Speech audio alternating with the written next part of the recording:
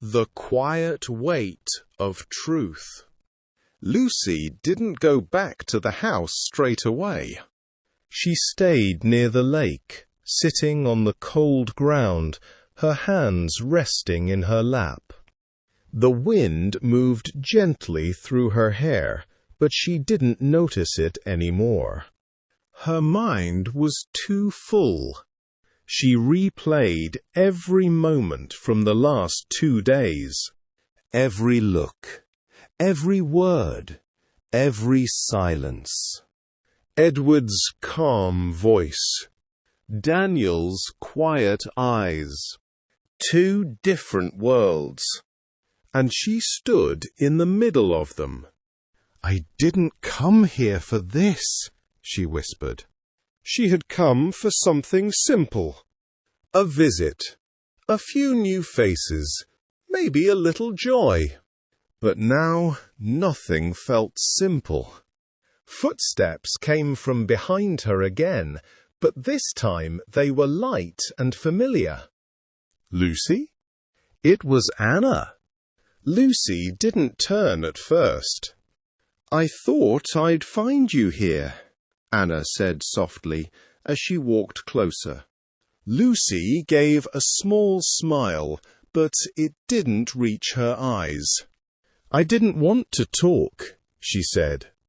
Anna sat beside her anyway. "I know," she replied. "That's why I came." For a moment, neither of them spoke. They watched the water. It didn't move much, but it didn't look calm either. Lucy took a deep breath. "I think I've made a mistake," she said quietly. Anna didn't rush to answer. "What kind of mistake?" she asked. Lucy looked down. "I let my heart run too fast," she said. "I didn't stop it. I didn't question it. I just felt everything." Anna nodded slowly. "That isn't always a mistake," she said. "But it can become one."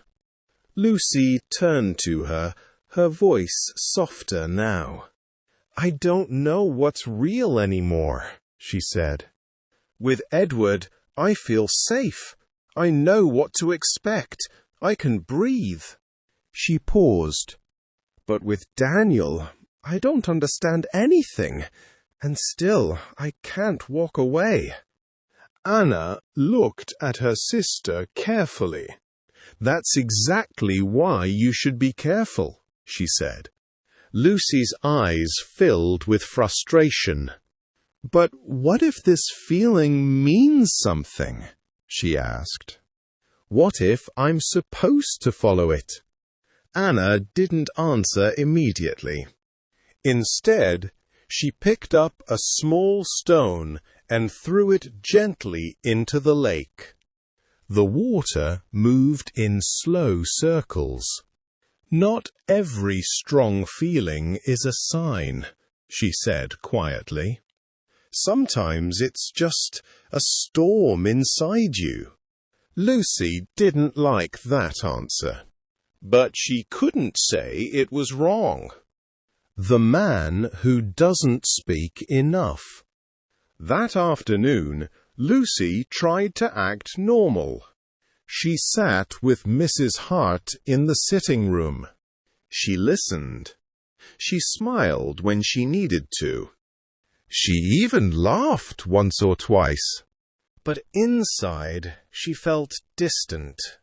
Edward came in with a book in his hand. "I thought you might like this," he said, offering it to her.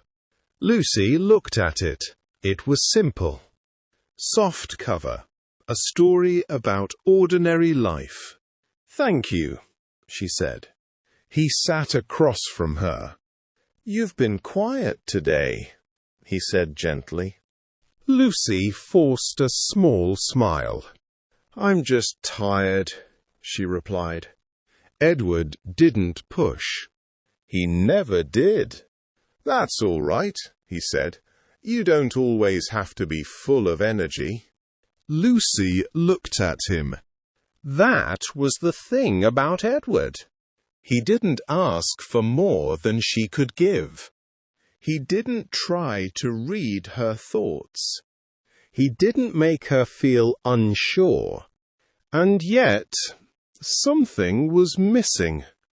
Not something wrong, just something not there. "You're very kind," Lucy said suddenly. Edward smiled a little. "I try to be," he answered. Lucy hesitated. "Don't you ever feel more?" she asked. Edward looked slightly confused. "More?" he repeated. "Yes," Lucy said, "like something strong, something you can't explain." Edward thought for a moment. "I believe in calm things," he said. "Things that grow slowly. I don't trust feelings that come too quickly." Lucy looked away. That answer stayed with her longer than she expected. The man who says too little. Later that evening, Lucy stepped outside again. She didn't tell anyone. She just needed air. The sky was dark, but not completely. A few stars were visible between the clouds. She walked slowly along the garden path. And, of course, he was there. Daniel stood near the old tree, his hands in his coat pockets. "You always find quiet places," he said without looking at her. Lucy stopped. "Or maybe quiet places find me," she replied. Daniel gave a small smile. "That sounds like something you believe," he said. Lucy walked closer. "Why do you stay away from people?" she asked. Daniel didn't answer at first. "I don't," he said finally. Lucy crossed her arms. "You do," she said. "You're always there, but never really part of anything." Daniel looked at her now. "You notice too much," he said. Lucy shook her head. "No, I just don't ignore what I see." There was a long pause. Then Daniel spoke, his voice lower. "People are easier when you don't get close to them," he said. "They don't expect anything. They don't ask questions you don't want to answer." Lucy felt something shift inside her. "And what are you hiding?" she asked. Daniel's expression didn't change. "More than you think," he said. Lucy stepped back slightly. That answer didn't feel mysterious anymore. It felt real. Too real. A choice that doesn't feel like a choice. That night, Lucy couldn't sleep. She lay in bed, staring at the ceiling, listening to the quiet sounds of the house. Every word from the day came back to her. Anna's warning. Edward's calm. Daniel's silence. 3 voices. 3 voices. 3. 3 directions. And she stood between them, unable to move. "I don't want to hurt anyone," she whispered. But deep down, she knew something worse. She didn't want to lose the feeling. That feeling that made her heart beat faster. That feeling that made everything sharper. That feeling that made her feel alive. Even if it wasn't safe. even if it didn't last. And that was the moment Lucy realized something important. This wasn't about Edward. This wasn't even about Daniel.